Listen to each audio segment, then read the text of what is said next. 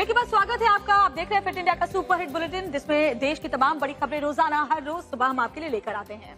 नमस्कार, आपके साथ मैं हूं दीपिका यादव और फिट इंडिया में सबसे पहले आपको बताने जा रहे हैं हाथरस में जो दर्दनाक हादसा हुआ है उसको लेकर के यूपी पुलिस अब फुल ऑन एक्शन मोड में आ चुकी है।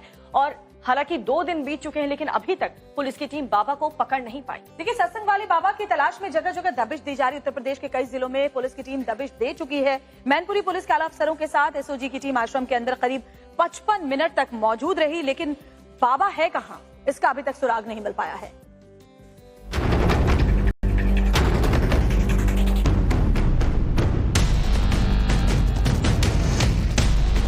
बाबा न कल यहाँ थे ना आज यहाँ।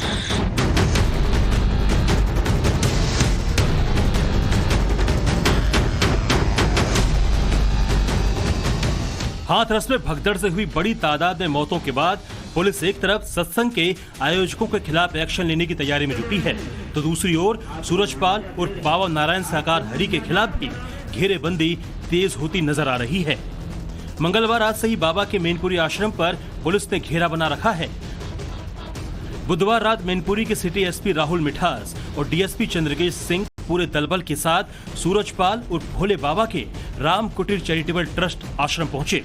थोड़ी ही देर बाद एसओजी की टीम भी आ गई, जिसके बाद एसपी सिटी आश्रम के भीतर गए। लेकिन जब पुलिस की ये टीम आश्रम से बाहर आई तो बताया गया कि बाबा आश्रम में नहीं है। सीनियर की जांच हुई, पता लगा कि बाबा अंदर ही मौजूद है, लेकिन सर 1.25 घंटे तक आप लोग आश्रम अरे भाई करो, आप तो ड्यूटी चेक करते हैं भाई। सर 1.25 घंटा ऐसा चेकअप अंदर गए नहीं, कहाँ से करें आप अपनी सुरक्षा सहिया बढ़ाने की जरूरत है।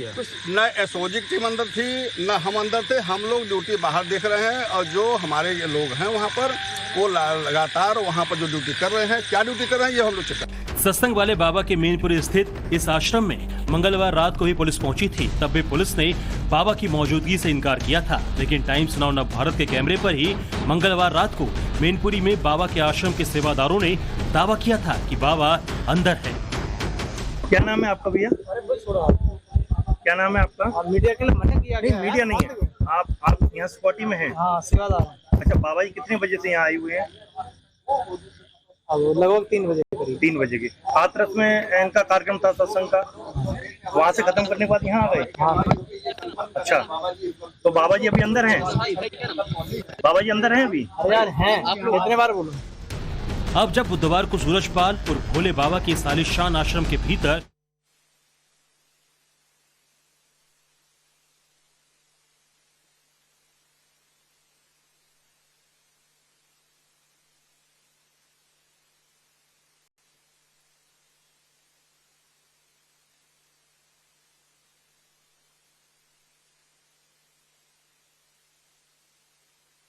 इंडिया आईटीसी मौर्या पहुंच चुकी है और वहां पर एक केक स्पेशली उनके लिए तैयार किया गया है, जिसमें ट्रॉफी लगी हुई है। टीम इंडिया जो दिल्ली के आईजीआई एयरपोर्ट टर्मिनल 3 से रवाना हुई थी, अब आईटीसी मौर्या पहुंच चुकी है। टीम इंडिया जाहिर तौर पर बारबाडोस में तूफान की वजह से काफी वक्त उन्हें लग गया वहां से टेक ऑफ करने में, लेकिन आज जब पहुंची है तो चैंपियंस का स्वागत करने के लिए पूरा देश तैयार है। और बड़ी खबर यह कि टीम इंडिया के विश्व विजेता खिलाड़ी इस वक्त आईटीसी मौर्या, दिल्ली के जो आईटीसी मौर्या होटल है वहां पर पहुंच चुके हैं। राहुल द्रविड़ मिस्टर डिपेंडेबल वहां पर मौजूद है। इसके अलावा रोहित शर्मा, विराट कोहली, और ये होटल के अंदर की तस्वीरें हम आपको दिखा रहे हैं एक्सक्लूसिव टाइम्स नाउ भारत पर।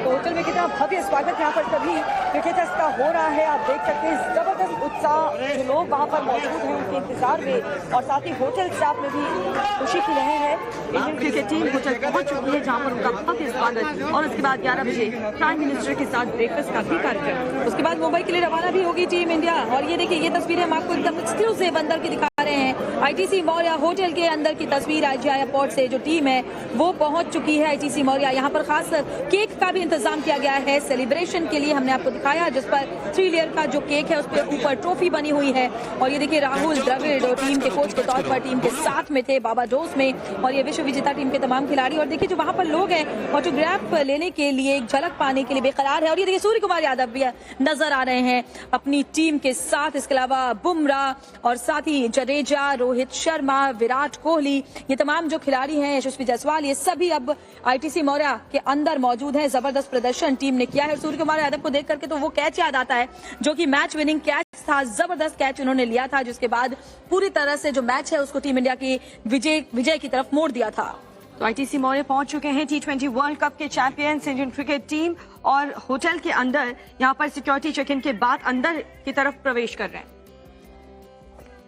और अब ये आईटीसी मौर्य के अंदर की तस्वीर आपको दिखा रहे हैं। जब खिलाड़ी अंदर पहुंचे तो कैसे गर्मजोशी के साथ उनका स्वागत किया गया। अब इन तस्वीरों को देखिए, बेहद खास तस्वीरें यहाँ पर हैं, क्योंकि यहाँ पर लोग बाग खुश हैं। और ये एक्सक्लूसिव तस्वीरें आप देख रहे हैं नव भारत पर, एक्सक्लूसिव तस्वीरें।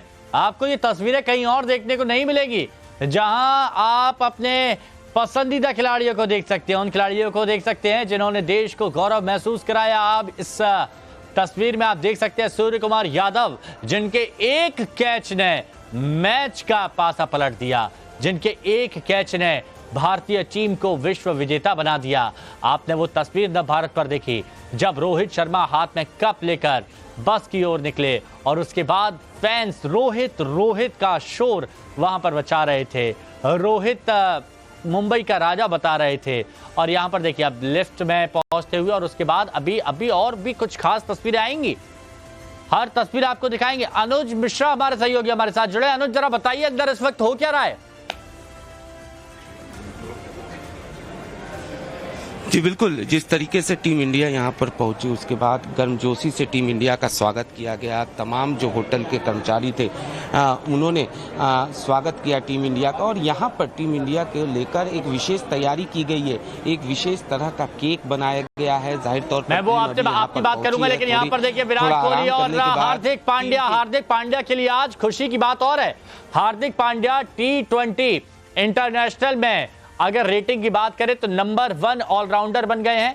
आपने यहां पर विराट कोहली को देखा, जर्सी नंबर 18, जिनका इंतजार किया जाता है, जिनको देखने के लिए लोग पागल हो जाते हैं, जिनके बारे में कहा जाता है कि अभी फिलहाल इस वक्त उनसे बेहतरीन बल्लेबाज कोई नहीं है, ये कहा जाता है। रोहित शर्मा अपने अलग ही अंदाज में, सादगी, बिल्कुल सिंपल सिटी में रोहित शर्मा यहां पर देखा। और ये बुमराह देखिए, बुमराह है तो मैच ऑन है, बुमराह है तो भारत विजेता है। क्योंकि जब भी मैच हारने की बात आई, ऐसा लगा कि मैच अब गया, तो वहां पर बुमराह को रोहित शर्मा दे देते हैं। और ये खास तस्वीर ऋषभ पंत, रोहित शर्मा कंधे पर वर्ल्ड कप की ट्रॉफी, और ये ऋषभ पंत देखिए, बिल्कुल वेस्ट इंडीज वाला जो अंदाज है, बिल्कुल वैसे ही कैप लगाकर ऋषभ पंत आए हैं। वर्ल्ड कप में अच्छा क्रिकेट उन्होंने खेला, और उसके बाद टीम इंडिया का कैसे स्वागत किया गया वो तस्वीर हमने यहाँ पर आपको दिखाई। यहाँ पर आप युजवेंद्र चहल को देख रहे हैं, यहाँ पर आपने मोहम्मद सिराज को देखा। हर एक खिलाड़ी यहाँ पर आपको नजर आएगा, और उनको देखने के लिए फैंस किस तरह से जोश में थे। और ये तस्वीर आप देखिए, इस तस्वीर में आपको कौन दिख रहा है? इस तस्वीर में आपको दिख रहा है mister dependable, mister Rahul Dravid, जो आमतौर पर बहुत शांत रहते हैं, खामोश रहते हैं, लेकिन जब वर्ल्ड कप जीता तो राहुल द्रविड़ भी अपने आप की खुशी को रोक नहीं पाए, अपनी भावनाओं को रोक नहीं पाए, जमकर जोश में नजर आए राहुल द्रविड़। और राहुल द्रविड़ इस टीम के कोच इस वर्ल्ड कप में नहीं होते, लेकिन रोहित शर्मा और बाकी लोगों ने कहा कि टीम इंडिया बहुत अच्छा परफॉर्म कर रही है, आपको साथ में रहना होगा।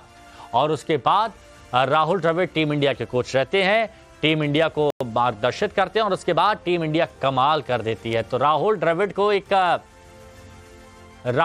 को यहां पर पूरा क्रेडिट जाएगा।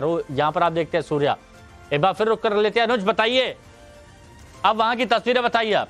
बहुत एक्साइटेड थे, हम सुबह 5 बजे से यहाँ पर आए हुए हैं, एंड हमें था कि बस सबको देखिए हम एक साथ। हम लोग बहुत एक्साइटेड हैं, and we couldn't wait to meet them. अभी केक कटिंग का भी प्रोग्राम होना है, जी, तो लेकर आप लोग इंतजार कर रहे हैं, क्योंकि हम देख रहे थे जब आपके पसंदीदा खिलाड़ी यहाँ से गुजर रहे थे, चाहे राहुल की बात करें, कोहली की बात करें, तो आप लोग काफी एक्साइटेड, बिल्कुल हम जितना देर हो सकता है हम उतना देर वेट करेंगे, क्योंकि हमें कि हम जितना देख पाए उन्हें उतना कम है। So we will wait as long as they are here.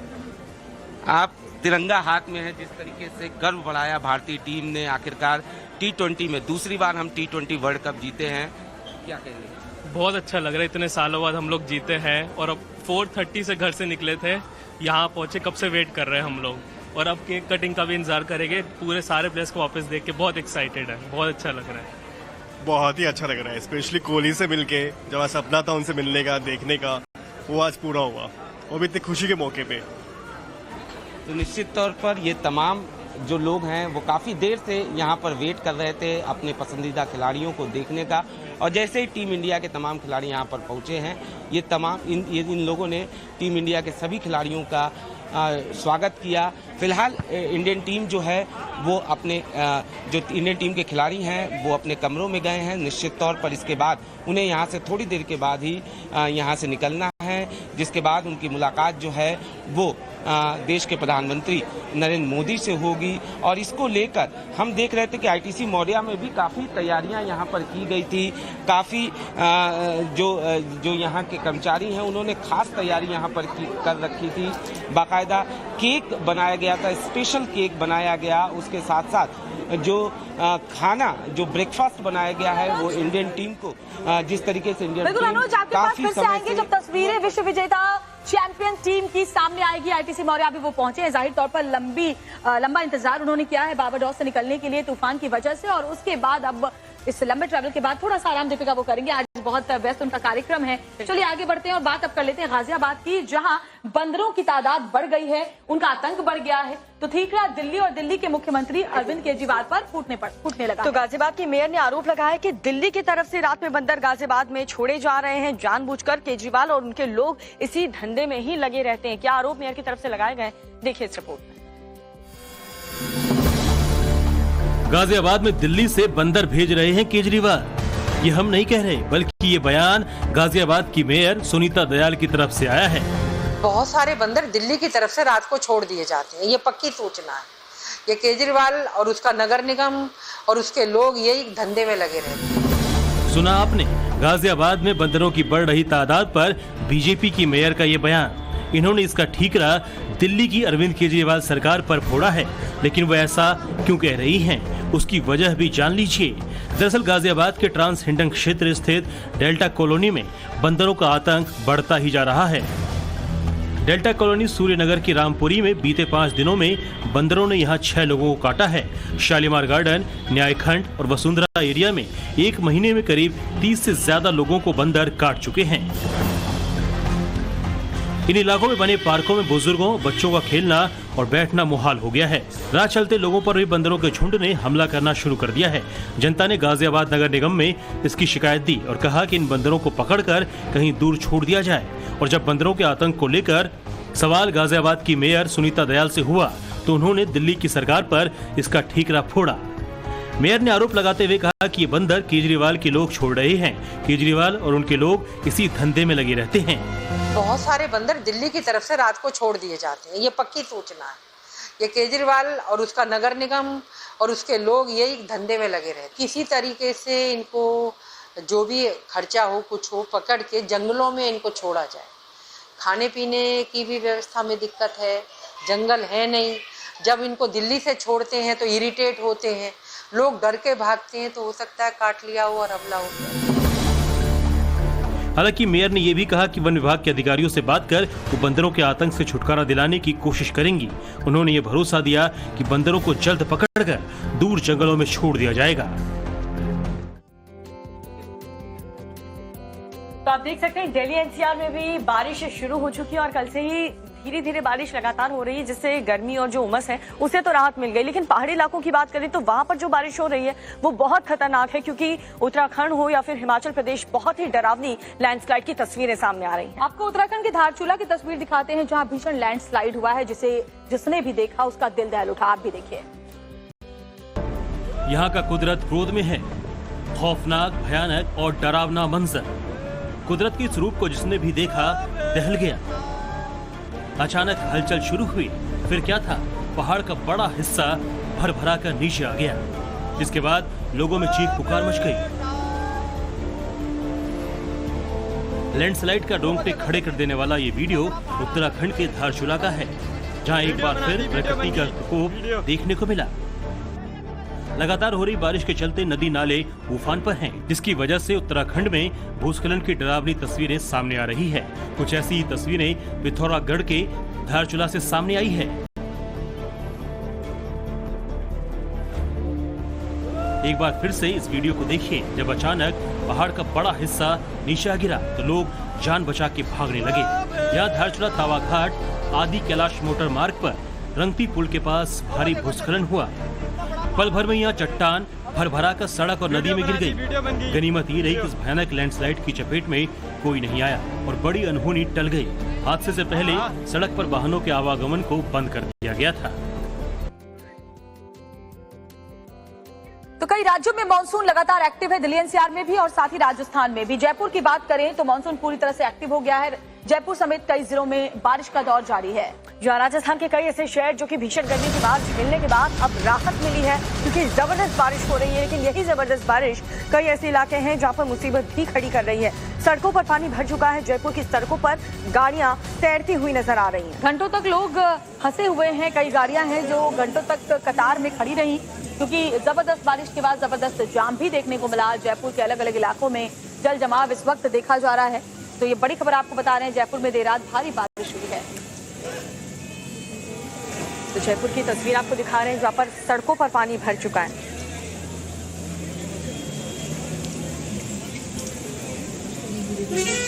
और आपको इतनी अच्छी तस्वीर और इतनी अच्छी खबर बताने जा रहे हैं जिससे हर देशवासियों का सीना गर्व से चौड़ा हो जाएगा। 6000 फीट की ऊंचाई पर जवानों ने कहा भारत माता की जय का उद्घोष किया, जय घोष किया। आपको भी दिखा देते हैं, गर्व से सीना चौड़ा करने वाली ये खबर। Jawahar institute of mountaineering and winter sports की भारत माता की 6000 फीट ऊपर का नजारा है। मौसम बेहद खराब है। बादलों के बीच भयानक टक्कर हो रही है। 12 माइनस से भी नीचे है। खून को जमा देने वाली बर्फीली हवाएं चल रही है। कुदरत क्रोध में नजर आ रहा है। इसके बावजूद इन जवानों के हौसले बुलंद नजर आ रहे हैं। वो जवाहर इंस्टीट्यूट ऑफ माउंटेनियरिंग और भारत माता की जय के नारे लगा रहे हैं। जवानों की जाबाजी का ये वीडियो लद्दाख का है, जहां जवाहर इंस्टीट्यूट ऑफ माउंटेनियरिंग की टीम 11 दिनों के रिकॉर्ड समय में लगभग 6000 मीटर ऊंची 4 चोटियों पर सफलतापूर्वक चढ़ाई की। इसके साथ ही टीम माउंटेन कांगेसु 2 से स्नो बोर्डिंग करने वाली पहली टीम बन गई है। देखा जा सकता है कि चारों तरफ बर्फ की चोटी नजर आ रही है। मौसम काफी खराब है। डंक मारने वाली शैतानी हवाएं चल रही हैं। ऐसे में हजारों फीट की ऊंचाई को नापना वाकई साहसिक काम है।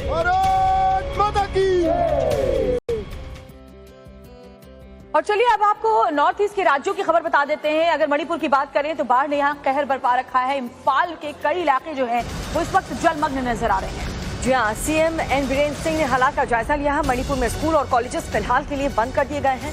अभी फिलहाल मौजूदा स्थिति को देखते हुए बाढ़ में फंसे लोगों का बोट के जरिए रेस्क्यू किया जा रहा है। लोग घर छोड़ने को मजबूर हैं। तो ज्यादातर इलाकों में इस वक्त बाढ़ का पानी घुसा हुआ है। खासतौर पर इम्फाल की बात करें, राजधानी इम्फाल की, तो कई घर ऐसे हैं निचले इलाकों में जहां घर में ग्राउंड फ्लोर पर पानी भरा हुआ है। लगातार हो रही मूसलाधार बारिश ने जनजीवन बुरी तरह प्रभावित कर रखा है। हालात ये हो चले हैं कि स्कूल कॉलेज फिलहाल बंद कर दिए गए हैं। लोगों से घरों में रहने के लिए ही कहा गया है। मुख्यमंत्री एन बीरेन्द्र सिंह ने मौके का जायजा लिया। अधिकारियों को लोगों को सुविधाएं देने का निर्देश जारी किया गया है।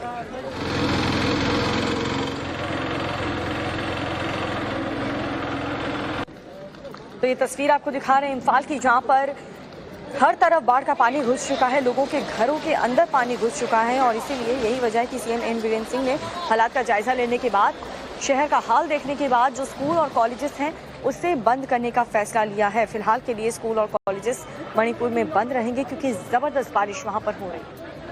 और ये तस्वीरें बताने के लिए काफी है कि कैसे हालात इस वक्त इम्फाल में बने हुए हैं।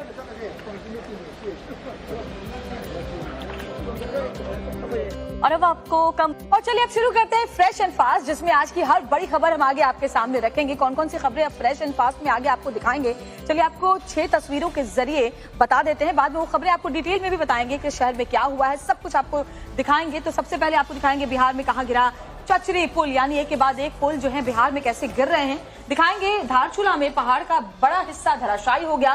साथ ही ये भी दिखाएंगे कि आसमानी आफत से कैसे कांप रहा है मणिपुर। फ्रेश एंड फास्ट में आज आपको ये भी दिखाएंगे कि स्कूटी का पहिया फिसला और दादी पोती की जान कैसे गई।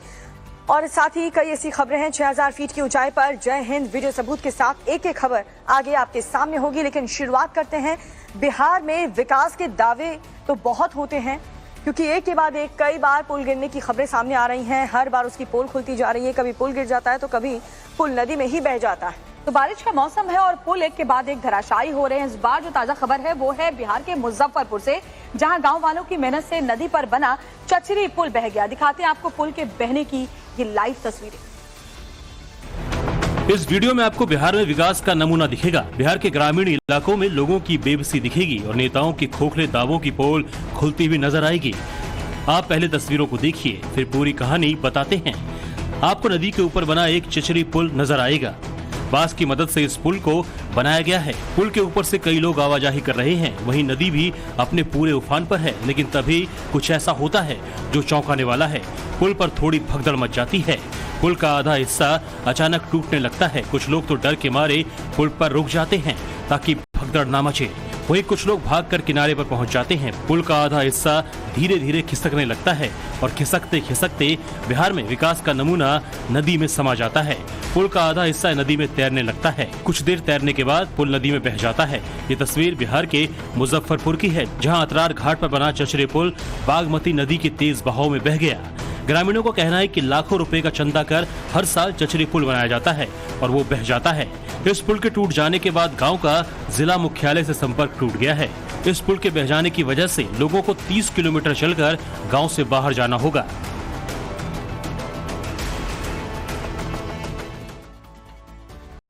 तो बिहार में मानसून के मौसम में इतनी तेजी के साथ पुल गिर रहे हैं कि कुछ दिन में तो ऐसा लगता है दीपिका हम लोग गिनती करना भी भूल जाएंगे। हालात ये है कि एक ही जिले में 2 पुल गिर गए और एक पुल में दरार आ गई है। अब देखिए, पुल गिर जाने के बाद जो गांव के संपर्क हैं वो आपस में कनेक्टिविटी टूट चुकी है, जिससे लोगों की मुश्किलें कितनी बढ़ गई हैं आप खुद देखिए इस रिपोर्ट में। बिहार में पुल गिरने की घटनाएं कम होने का नाम ले रही हैं। अब तो हालात ऐसे हो गए हैं कि हर रोज बिहार के किसी न किसी कोने से पुल गिरने की तस्वीर सामने आ जाती है। अब आप इस पुल को ही देख लीजिए। यहाँ आपको बिहार के विकास की कमर टूटी हुई नजर आएगी। बिहार का विकास एक और झुक गया है। जब वीडियो का फ्रेम आगे बढ़ेगा तो आपको असली तस्वीर दिखेगी। सड़क ऊपर और पुल नीचे, यही है आम नागरिकों को ध्यान में रखने का असली तरीका। ये तस्वीर सिवान के देवरिया गांव में गंडक नदी पर बने पुल की है। वहीं दूसरी तस्वीर को देखिए, ये पुल तो छूमंतर हो गया है, आपको नजर भी नहीं आएगा। लेकिन हम आपको दिखाते हैं कि पुल कहाँ गया। आप जब गौर से देखेंगे तो आपको पुल के दोनों तरफ का हिस्सा दिखेगा और पुल नदी में समा गया है। ये हाल हुआ टेखड़ा पंचायत और तेवथा पंचायत के बीच धमई नदी पर बने पुल का। अब जरा इन तस्वीर को गौर से देखिए। इस पुल का तो पिलर ही ढह गया है। पिलर एक तरफ झुक गया है और सड़क से दूर चला गया है और कभी भी ये पुल नदी में समा जाएगा। ये तस्वीर धमई गांव में गंडक नदी पर बने पुल की है। पिछले 24 घंटे में सीवान में 3 पुल गिर चुके हैं। गनीमत ये रही कि इस हादसे में किसी की जान माल को नुकसान नहीं हुआ, लेकिन पुल गिरने के बाद से दोनों तरफ के गांव वालों की भीड़ इकट्ठा हो गई है। ग्रामीण इस बात की चिंता कर रहे हैं कि अब गांव से बाहर आना जाना कैसे होगा। कहीं ऐसा न हो कि आसपास मौजूद कई पुराने पुल भी धराशायी हो जाएं। और बरसात की शुरुआत में ही कई ऐसे जिले हैं उत्तर प्रदेश के जिनका हाल बहुत बुरा हो गया। बाराबंकी की बात करें तो वहां पर एक सड़क बह जाने के बाद 3 दर्जन गांव में मुसीबत खड़ी हो गई है। उत्तर प्रदेश के बस्ती जिले में तो हालात ऐसे बने हैं कि स्कूल के कैंपस में पानी भर गया और पानी इतना ज्यादा भरा हुआ है कि जो टीचर्स है वो वहाँ नाव चलाने पर मजबूर हो गए। आप भी देखिए खबर। बारिश से उत्तर प्रदेश के कई जिलों का भी बुरा हाल है। अब आप बाराबंकी से आई इस तस्वीर को ही देख लीजिए।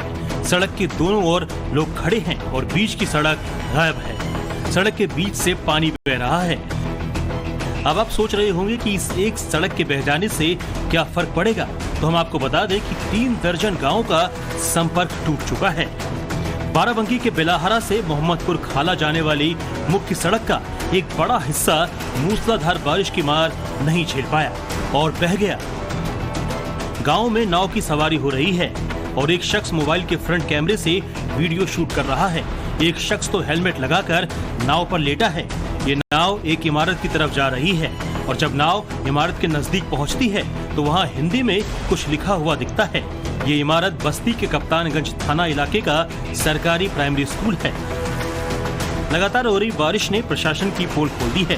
प्राथमिक विद्यालय के कैंपस में जल जमाव हो गया और भारी जल जमाव की वजह से शिक्षक को नाव की सवारी कर स्कूल जाने को मजबूर होना पड़ा।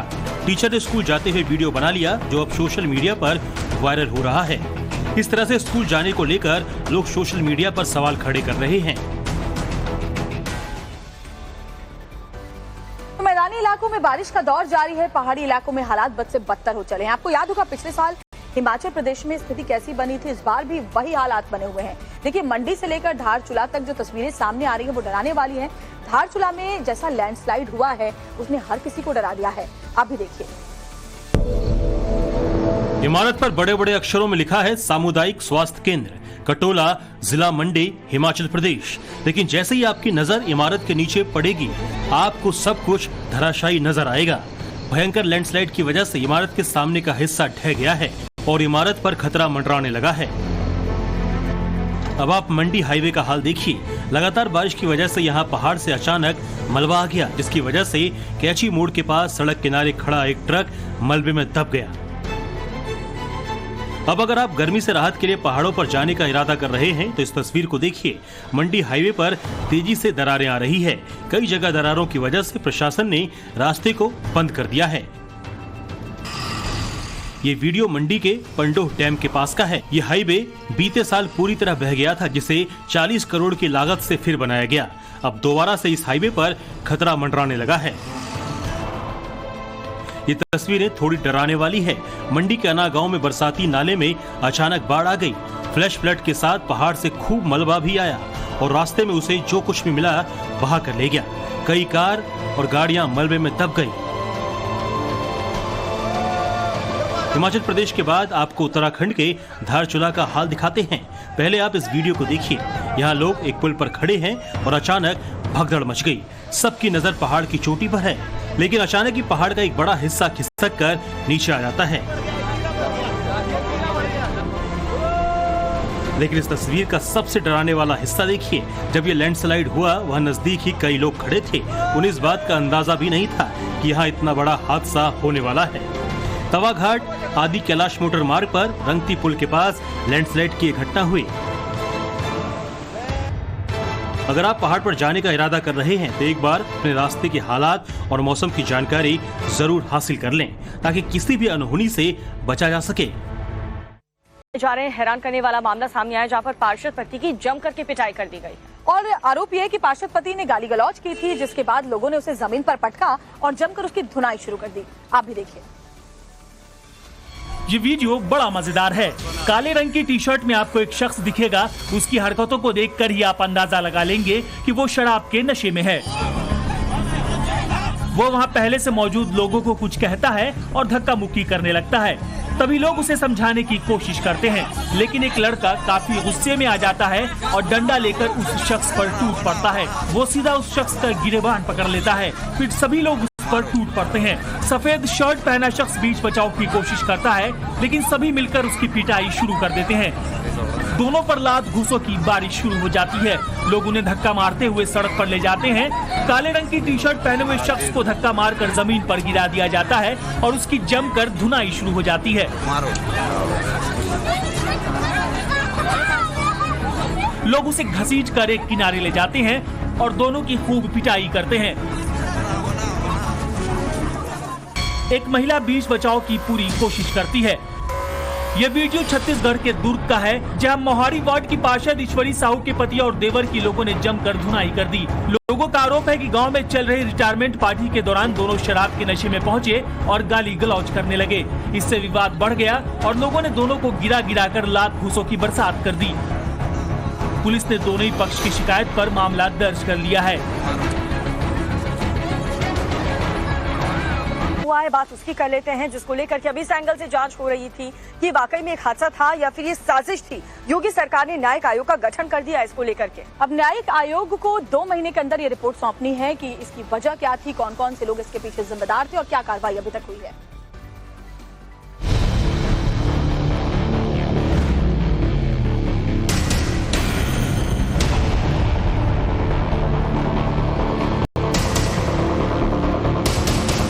हाथरस में भगदड़ से हुई मौतों के पीछे साजिश है या फिर ये एक दर्दनाक हादसा है, इसकी जांच अब हाईकोर्ट के रिटायर्ड जज की अध्यक्षता वाली कमेटी करेगी। हाथरस में सीएम योगी ने दोपहर में न्यायिक जांच आयोग के गठन का ऐलान किया था और शाम होते होते न्यायिक आयोग गठित कर दिया गया और राज्यपाल आनंदीबेन पटेल की ओर से बुधवार रात इसका नोटिफिकेशन जारी कर दिया गया। घटना के न्यायिक जांच के आदेश दिए गए हैं और उच्च स्तरीय जांच भी हो रही है। शीघ्र से शीघ्र रिपोर्ट आ जाएगी और जो भी दोषी होगा उसके खिलाफ कड़ी कार्रवाई सरकार करेगी, सरकार की प्राथमिकता है। हादसे की तह तक जाने के लिए बहुत सारे ऐसे पहलू हैं जिनकी जांच बहुत जरूरी है। ये न्यायिक आयोग अब जल्द ही हाथरस पहुंचकर अपनी जांच शुरू कर देगा और सच सामने लाएगा। न्यायिक जांच आयोग को 2 महीने के भीतर राज्य सरकार को रिपोर्ट देना है। इस बीच एडीजी की अगुवाई में बनी एसआईटी की पहली रिपोर्ट सामने आई, जिसमें कहा गया है कि हादसा भोले बाबा के चरणों की धूल लेने की वजह से हुआ। बाबा के सेवादारों ने लोगों से धक्का मुक्की की, इससे भगदड़ मच गई। इस बीच पुलिस सूरजपाल उर्फ नारायण साकार हरि बाबा की पूरी कुंडली खंगालने में जुटी हुई है। यूपी के डीजीपी ने एक फैक्ट फाइंडिंग टीम बनाई है जो बाबा का डाटा खंगालने में लगी है। मैनपुरी, एटा, कासगंज, अलीगढ़, हाथरस, मथुरा, फिरोजाबाद, इटावा और आगरा के एसपी, एसएसपी, पुलिस कमिश्नर को अपने अपने जिलों में बाबा के सेवादारों के बारे में पता करने को कहा गया है। इन सेवादारों से बातचीत कर बाबा का कामकाज, उसके आश्रम, उसकी फंडिंग और उसके मददगारों के बारे में पता करने को कहा गया है। बाबा के मैनपुरी स्थित आश्रम पर भी पुलिस एहतियातन तैनात है। फिलहाल बाबा के खिलाफ कोई एक्शन होने की संभावना नजर नहीं आ रही, क्योंकि बाबा का नाम एफआईआर में शामिल नहीं है। ऐसे में आयोजकों की गिरफ्तारी के बाद जरूरत पड़ने पर बाबा से पूछताछ की जा सकती है। हाथरस सत्संग में भगदड़ और मौतों के इतने बड़े आंकड़े के बाद योगी सरकार दोषियों को बख्शने के मूड में नहीं है। ऐसे में उम्मीद की जा रही है कि सरकार बाबा की पुरानी फाइलें फिर से खोलेंगी, यानी कि बाबा को घेरने के लिए जांचों का पिटारा खोला जा रहा है। इस मामले में जो बड़ी खबर इस वक्त सामने आ रही है, आरोपियों को पकड़ने के लिए एसओजी की टीम पहुंची है। कल रात एसओजी की टीम ने 12 लोगों से पूछताछ की और उसके बाद उन्हें हिरासत में लिया है। तो लगातार इस पूरे मामले पर एक्शन लिया जा रहा है। पूरी रात आरोपियों की धर पकड़ के लिए हाथरस, अलीगढ़, एटा और मैनपुरी में छापेमारी भी चलती रही। तो बड़ी खबर आपको बता रहे हैं, जहाँ टांकादरमा थाने और पुलिस लाइन में हो रही पूछताछ इस वक्त भी चल रही है और मुख्य आरोपी वेद प्रकाश मधुकर समेत अन्य आयोजनकर्ता हालांकि अभी भी फरार चल रहे हैं। हमारी टीम मुख्य आरोपी वेद प्रकाश के घर के बाहर भी पहुंची थी, लेकिन परिवार वालों ने घर के अंदर होने से इनकार किया था। और लेकिन बड़ी खबर आपको बता रहे हैं कि इस वक्त उनकी धरपकड़ के लिए लगातार पुलिस की टीम अलग अलग जगहों पर दबिश दे रही है। इस मामले से जुड़ी है बड़ी जानकारी।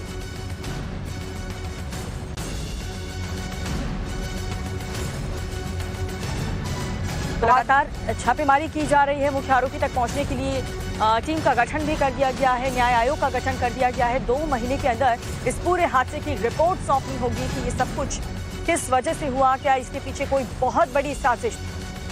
एसओजी की टीम कल देर रात वहां पर पहुंचती, आरोपियों को पकड़ने के लिए बताया जा रहा है कि 12 लोगों से पूछताछ एसओजी की टीम ने की भी और उसके बाद इन 12 लोगों को एसओजी की टीम ने पकड़ लिया है, हिरासत में ले लिया है। अब इनसे जानकारी हासिल की जा रही है कि आखिर इतना बड़ा हादसा, इतनी लोगों की जान गई, इसके पीछे कौन जिम्मेदार है, क्या वजह रही, कहां कहां लापरवाहियां सामने आई है।